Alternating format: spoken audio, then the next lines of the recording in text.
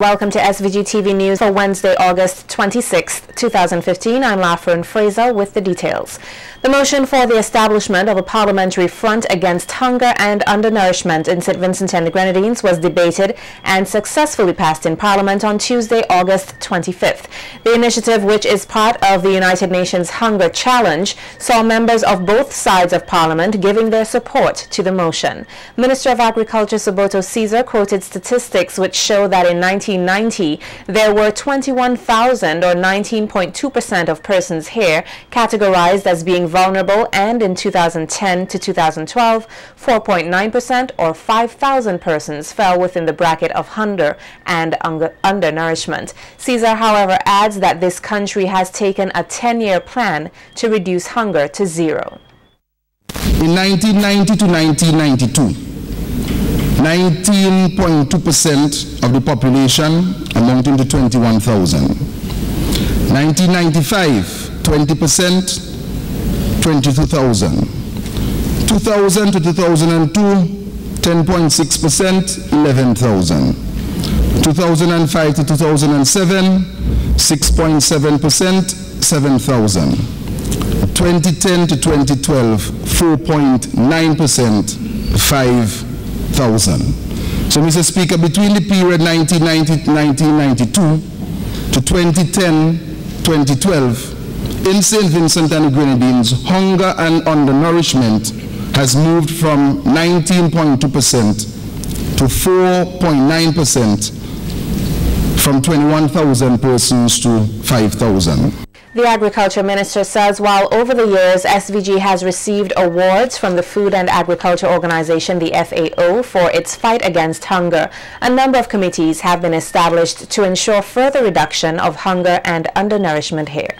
To move from 5% to zero, it is going to be a task requiring intense work and would need all hands on deck. So one of the targets is to put in place the 10-year zero hunger plan. That's one. Two, to establish a parliamentary front with a standing parliamentary committee to address the issue. And three, to establish a national committee comprising public and private sector stakeholders, civil society, farmers and farmers groups, fishers, cooperatives, to implement the Zero Hunger Initiative with a focal point in the Ministry of Rural Transformation. And Parliamentary Representative for North Leeward and Shadow Minister for Agriculture in the opposition New Democratic Party, Roland Matthews, says his party is in full support of the motion which allows for the formation of the Parliamentary Front Against Hunger and Undernourishment in St. Vincent and the Grenadines. Matthews, however, says while they are aware that significant changes would not happen overnight, it is their hope that the initiative would be very productive.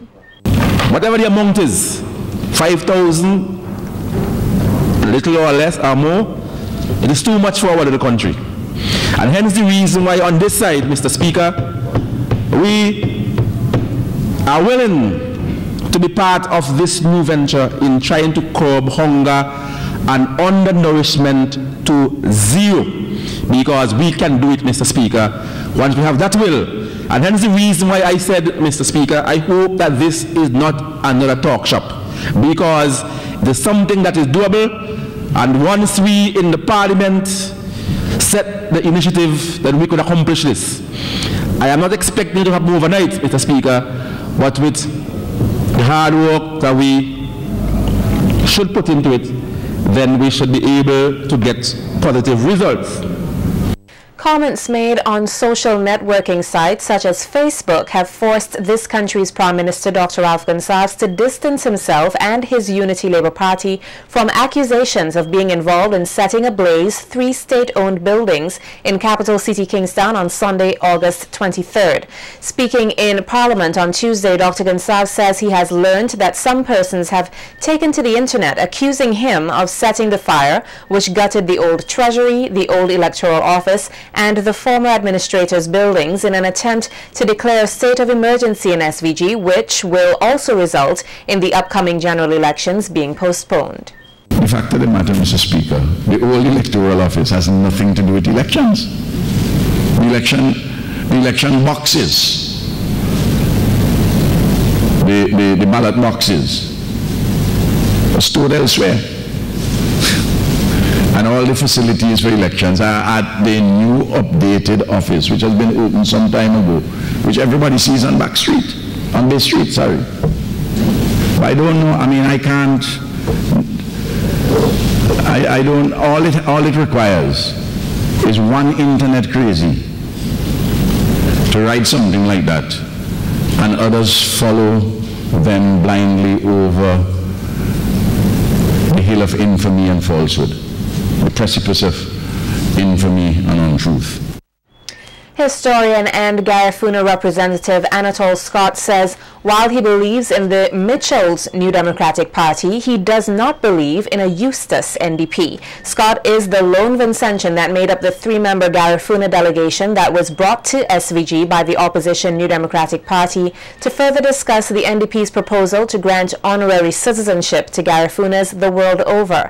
Scott, in an interview with SVG-TV News, says while he is unaware as to why his trip to SVG did not go as planned, what he is confident of is that opposition leader Arnim Eustace can do little good for the people of SVG. As far as I'm concerned, no leader should go down the path that Mr. Eustace has taken with this matter. And if this is the way, and this is not the first time that things like this have happened with him, if this is the way that he's going to perform in government, okay, I have very serious doubts about whatever good he can do for St. Vincent. The man himself, I think he's a brilliant economist. I think his political skills aren't what they should be. Scott says while he has been a supporter of the NDP since its inception, he cannot support the present NDP. I believe in the Mitchell NDP. I do not believe that the Mitchell NDP and the Eustace NDP, they're not the same party. You know, to me, what I see going on in St. Vincent right now in terms of the NDP, it is so much like a microcosm of what is going on in the United States with the Republican Party. You know, everybody has got their own initiative, their own agenda, and that party has no unifying themes. Okay? It is that the party needs to be pulled together. You know, and I've had thoughts like this for quite a while. But my feeling was, Mr. Eustace is the leader, and somehow we've got to sort of, you know, if they're going to regain power, we have to sort of go with him. But after what happened to me, I give up on that hope. I just plain give up on that hope. And further, according to Scott, while he was brought to SVG by the NDP to work with the party for the possible introduction of a special type of ecotourism program concentrating specifically on indigenous life, he can no longer support the NDP. I would more than likely, if I decide to vote, I would more than likely vote for the ULP. Because, you know, I should mention, I had you know, an invitation that came from Dr. Gonsalves to come and sit and talk with him. And we spent, you know, I thought it would be about 2 hours. It was like 5 hours of conversation. We went through all kinds of things, beginning with our boyhood days in grammar school together. You know, and interestingly, I learned so much more, actually, about, you know, the hopes. And a lot of people don't know this, but you know, he realizes a lot of the things that he's done wrong. And I think it was a very, and there was very little talk about anything to do with the NDP. It became basically a talk between two old friends. And, you know, and I really respect him because he made absolutely no mention to me about you know, whether I'm going to join the ULP or whatever. It was, to me, it's the kind of conversation that I like to have. Employees from this country's Bureau of Standards, along with bureaus across the region today, participated in a seminar on quality infrastructure and agriculture at the Murray Heights Hotel. The initiative was implemented by the International Cooperation Department of German Metrology Institute in collaboration with the CARICOM Regional Organization for Standards and Quality, or CROSS-Q.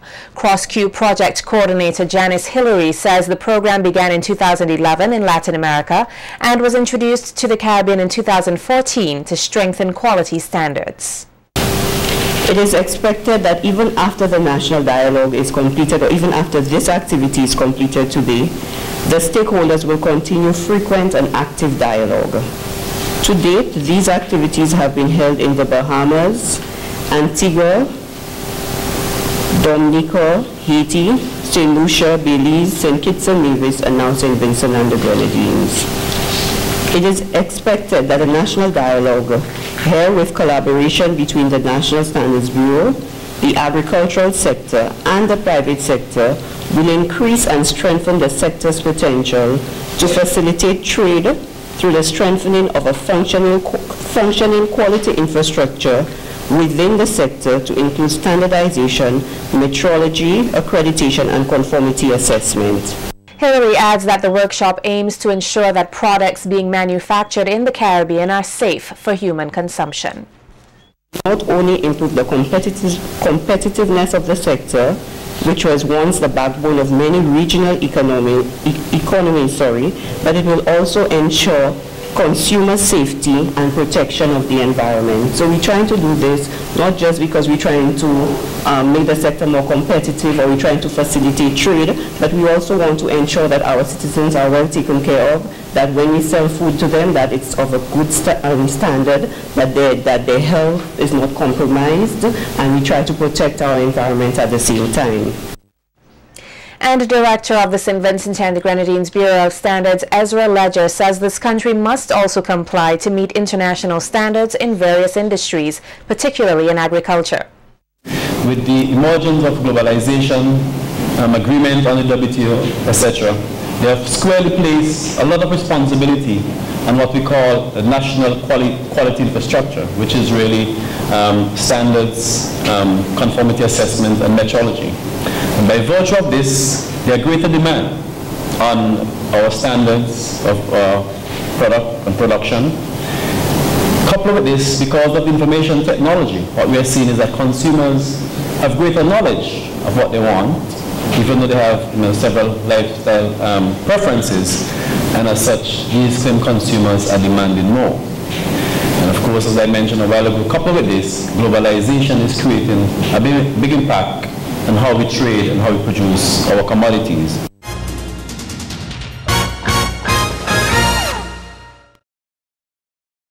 Hundreds of Vincentians earlier today showed up at the Peace Memorial Hall at day one of the Digicel call center's selection process. The candidates are hopeful that they will be selected among the overall 54 employees the company is in search of.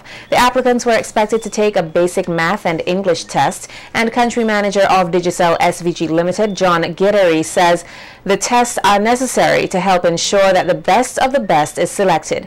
Gittery adds that Digicel is pleased to be providing the young people of SVG with an opportunity for self-advancement.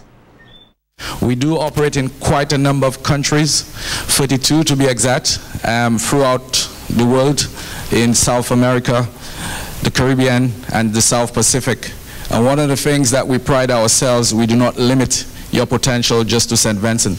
So do not look at this process as just applying for today's call center, but with the view to moving on. We build leaders in the communities that we operate in.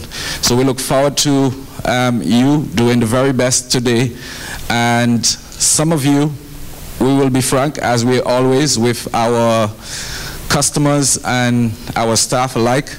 We want to make sure that you understand not all of you will make it today, but some of you will actually make it through, and we look forward to you being part of the local team.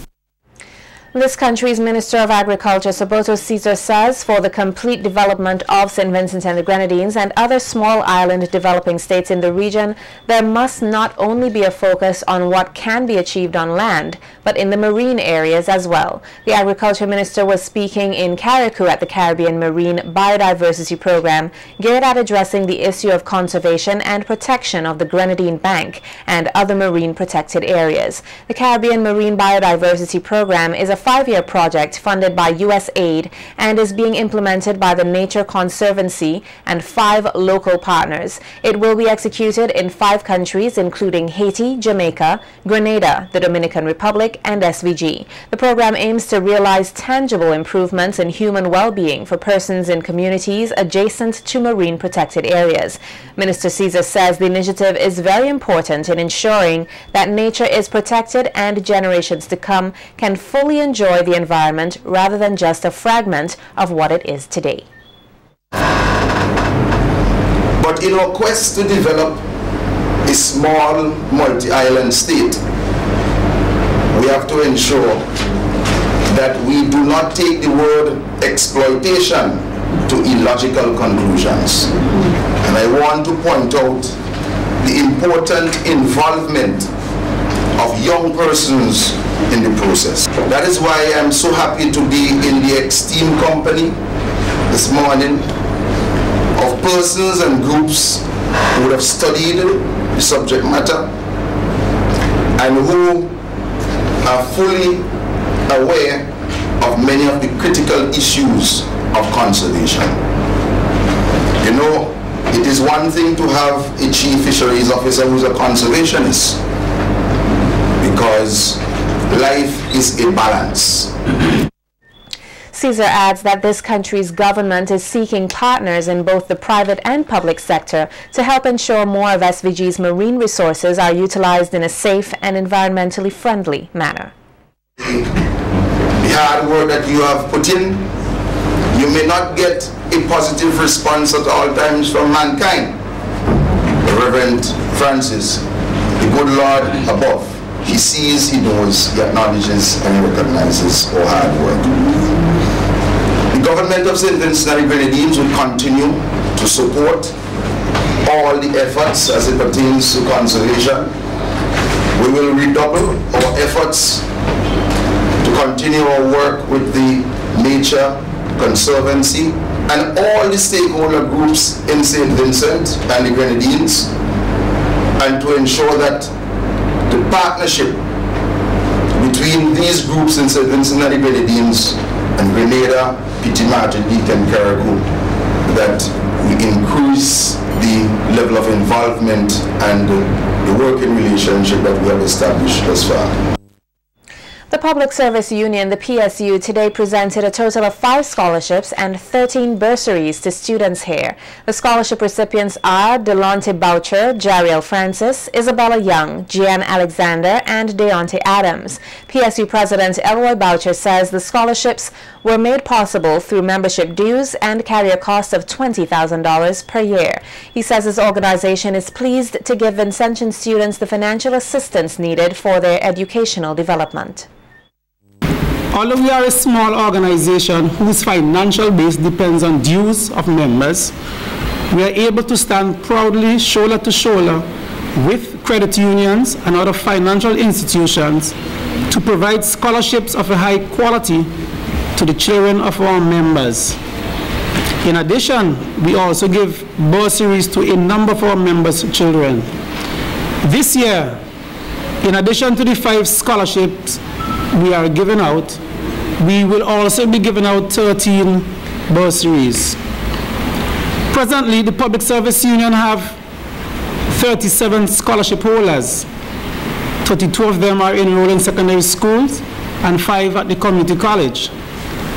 The PSU spends just over $20,000 per year on scholarship program. And I must tell you that $20,000 is 1 month's income from the dues of our members. Chairperson of the Education Committee, Garth Clark, encouraged the students to maintain their excellent work and good grades. Unity with both hands.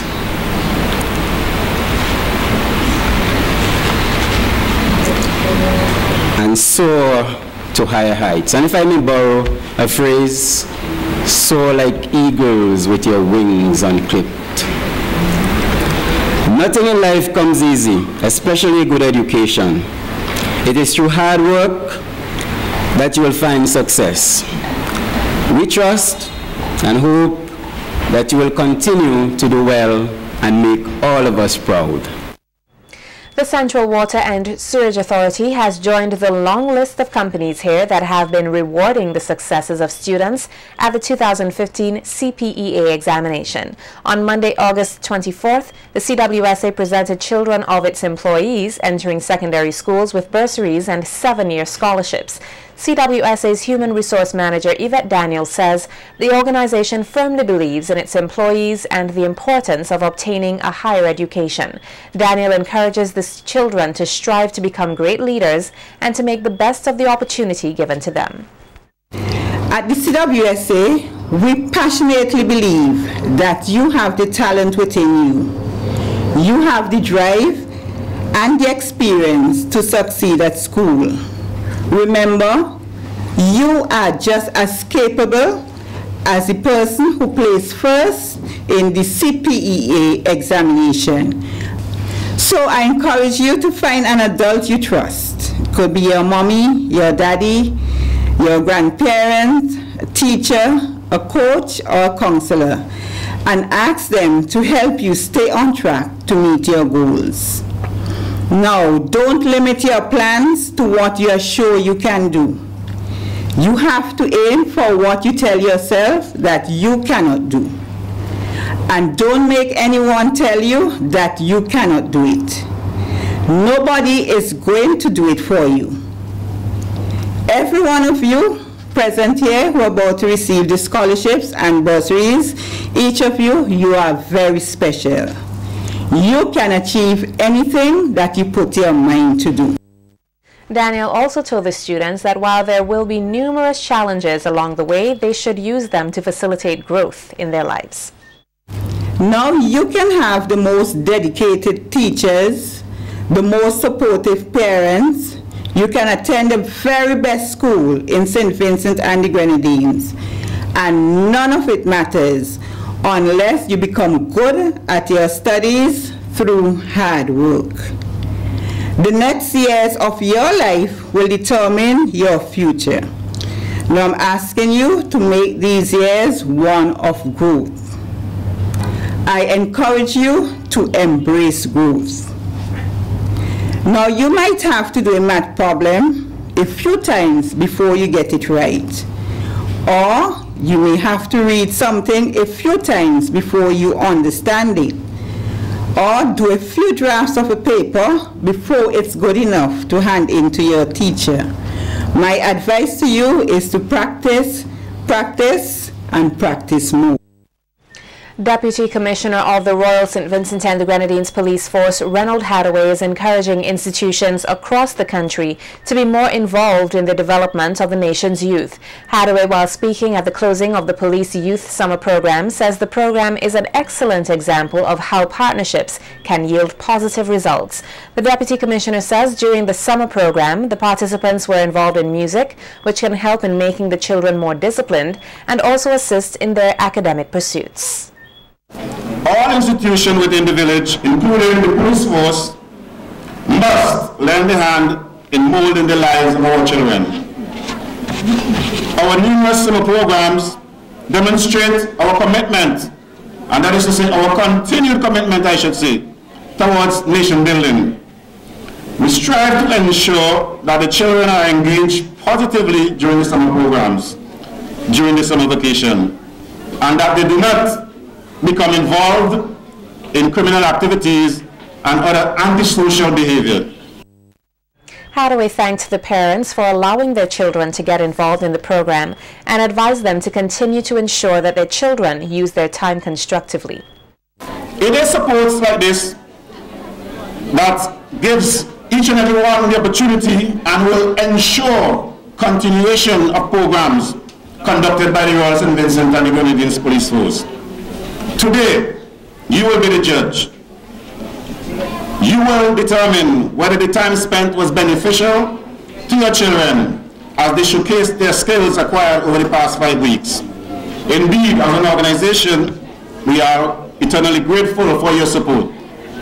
It is our hope that this collaboration will continue and will go from strength to strength as we endeavor to make St. Vincent and the Grenadines a safe place for your children, your grandchildren, and future generations. In news from the court, Stephen Kirby, a 31-year-old laborer of Penniston, has been arrested and charged by the Criminal Investigations Department, or the CID, for the offense of grievous bodily harm on 54-year-old Owen Williams of the same address on July 1st, 2015. The incident is said to have stemmed from a fracas between Kirby and Williams at the Leeward bus terminal on the date in question, over monies reportedly owing to the defendant. It was during such time that Kirby took a cutlass and inflicted a wound to the forehead of Williams. When Kirby appeared at the Kingstown Magistrates Court on Tuesday, August 25th, he pleaded guilty to the charge. A fine of $750 was imposed upon him to be paid in 1 month or be jailed for 3 months. He was also ordered to pay compensation of $1,500 to the defendant within 2 months. In default, he will spend 4 months at Her Majesty's prison.